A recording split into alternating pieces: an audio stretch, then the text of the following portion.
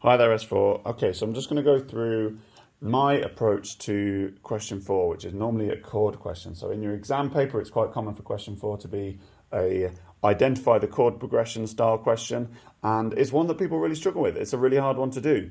You end up with looking at normally about 3 different options for different chord progressions, and you have to select which one you think you can hear from the music. So you'll do the quiz shortly, but before we do that, I just wanted to go through and explain how it works. Now, what you'll normally be faced with, obviously I've already said you'll have 3 options. I hope you can, I'm just going to maybe bring the camera down slightly. I hope you can see this clearly. Right, so let's draw out a grid. So apologies for any scruffiness. Right, so there's our grid, and you'll normally have, let's do it in C major, so C, which is chord 1, F, which is chord 4, almost got my Roman numerals wrong there, A minor, which is chord 6. If we're doing a minor chord, we always do the Roman numerals lowercase, and then G, which is chord 5. Okay, so really bog standard chord progression, really kind of straightforward and simple. It's one that you'll have used before, most probably in composition when we've done exercises like that, and we'll definitely have spoken about it numerous times. So there's a few different things that I would do to make sure that I can hopefully identify the chord progression correctly. And number 1 is listen to the bass line. Okay, so that is definitely my first tip. The bass line, in terms of identifying chord progressions, has so much information. And the reason for this is that the bass line normally is going to be playing the root note. Now, when we've been writing bass lines and when we've done this before, it's the bass line that normally kind of carries that chord progression from the root, okay? So it doesn't always play the root, but 90% of the time your bass line is going to be heavily orientated around whatever is the root note of the chord. So if it's a C chord, your bass is going to be playing a C. If it's an F chord, your bass is going to be playing an F. If it's an A minor chord, your bass is going to be playing an A. And if it's a G chord, your bass is going to be playing a G. Now, they might alternate between a few different notes, but it's always going to kind of feel predominantly around that note. Tip number 2 is be able to hum it. Right. Now, I'm not suggesting that you sit down in an exam with other people and just start humming away to whatever music you're happen to be listening to. That's probably going to be a bit distracting, and you probably get in trouble for it. But it is a good thing to be able to do, to be able to actually hum it, to make sure that, yeah, right, I can hear that that's what the bass line is doing, and be able to hear how what the bass line is doing fits in with what the rest of the chords, so whether it's the piano or a guitar or whatever else is playing the chords, and how those two kind of fit together. And then number 3, my third tip, is to sketch it out. So whenever I have a question like this, I would kind of go, right, okay, listen to the bass line. This is what it sounds like. Yeah, I've got that clearly in my head. And then I'd draw a quick kind of pitch graph of it. So if we were doing that for this chord progression here, C, F, A minor, G, I would go, right, there's my C. I'm going to go up to an F, which is there, up a little bit further to my A, and then down one to my G. So when I kind of join those together, that's a quick pitch graph of what, I'm just going to move the camera, of what my bass line would look like. Okay, so I've got a large interval there, so that's an interval of a fourth. I've got an interval of a third there, and then that's down as descending a second. Sorry, it's a little bit scruffy, but you hopefully get the idea. So C up to F, up to A, and then down to G. So if you can hear that that is what the bass line is doing, big jump up, medium jump up, little jump down, you know that that is the chord progression you have identified. Now, this isn't foolproof, okay? And that's for a couple of reasons. Number 1, I'm assuming that your bass line is taking the shortest distance possible from chord 1 to chord 4. So it's jumping up a fourth to an F, from a C to an F. However, it might, in fact, jump down. Because a fourth is quite a large interval, it could actually jump down a fifth and also land on an F. So because a fourth is a large interval and a fifth is obviously not that much different, still a large interval, both of them land on an F, it could possibly jump all the way down there and descend that first interval instead of ascending the first interval. So what I would say is that for the larger intervals, be aware that they might go up or down, but there's still going to be a large interval. Whereas the smaller intervals, so for example, these last three notes in our chord progression, F, A, and G, are all very close together.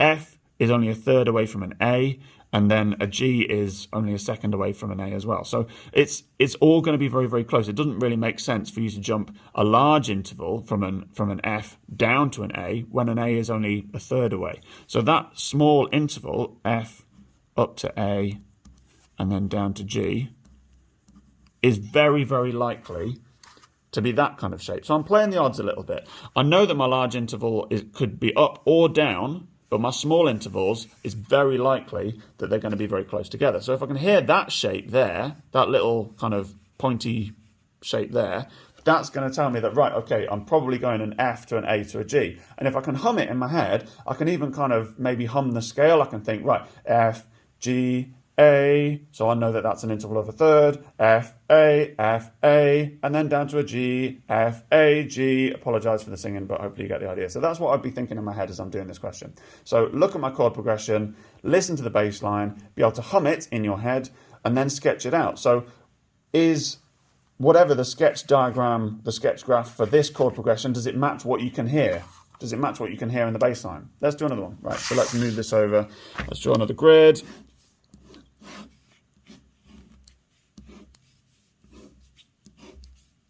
There we go. So let's go chord 1, chord 5, chord 6, and chord 4. So notice again, I've done the chord 6 in lowercase because it's minor. And let's do a different key. So let's do this one in G. So G is going to be my chord 1, D is going to be my chord 5, chord 6 is going to be E minor, and then have I done that right? Yes, sorry. And then chord 4 is going to be C. So slightly different, exactly the same principle, because the Roman numerals, if I'm being completely honest, are the ones that you should be looking at. So let's start off on our G. So right, there's our G, nice and central. So as I said before, I've got 1 to 5, which is a large interval. So I could either go up 5 notes to my D, or I could go down 4 notes to my D. So big interval there, pretty big interval there. I don't necessarily know which it was going to do. If it was the path of least resistance, if it was the shortest interval, it would go down to the D. But it's not necessarily going to do that. The close intervals are where it's at. So next up, I've got 5 up 1 to chord 6, so that's my D, up to my E, which is there, and then I've got my E, which is down a third. Oops, sorry, made a bit of a mess of that. Down a third to a C. So whether that's gone up or down from the G to the D, that second bit, the second three notes doesn't make sense, does it? The last 3 notes are going to be the same. So D, E, down to C. So that bit and that bit are going to be the same shape. Right, okay.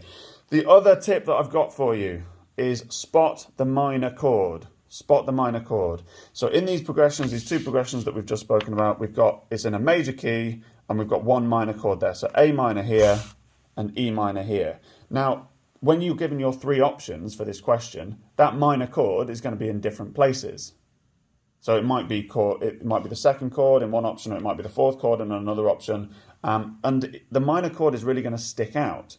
So if you've got major chord, major chord, minor chord, major chord, the minor one is going to stick out like a sore thumb. You're going to be able to spot that minor chord and go, right, the minor chord is chord 3. So therefore, it can only be, maybe that'll be one option, or at the worst case, if you identify the minor chord, it'll narrow it down to two of those options. So spotting the minor chord is a really good thing. I'm going to make that tip 4.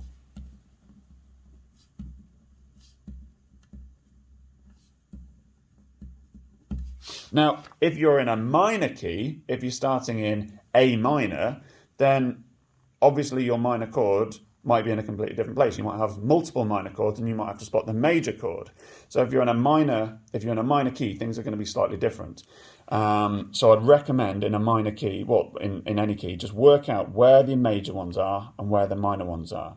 So the minor ones, I'll remind you again, the minor ones are going to be lowercase, the major ones are going to be uppercase when we're looking at our Roman numerals. So spot where your minor ones are and where your major ones are, and that should hopefully help you narrow down the options. Right, let's do one more example, I think, one more example, because the bell is going to go soon, and I don't want it to ruin the video. But I'm already talking about the bell, so that's not really good video content, is it? Never mind. Right, stop talking. Okay, here we go. So let's do a slightly different chord progression. So chord 1, chord 2, which is minor, chord 5, which is major, and then chord 6, which is minor. Okay, so let's fill this in. Let's do it in the key of F. So F is chord 1, G minor is chord 2, C is chord 5, and then D minor is chord 6. Right, so if I'm starting out on my F, here is my F. I'm obviously going up 1 to G, and then I'm going from G to C, which is an interval of a fourth, so quite a large gap there. And then up again 1 to the D. So you can't really go down with that. F has got to go up to a G because they're right next to each other. So you can either have an interval of a second, or you can have an interval of a seventh, which is going to sound pretty shocking if it was a bass line. Right, anyway, so it makes sense that this is going to just be going up pretty much.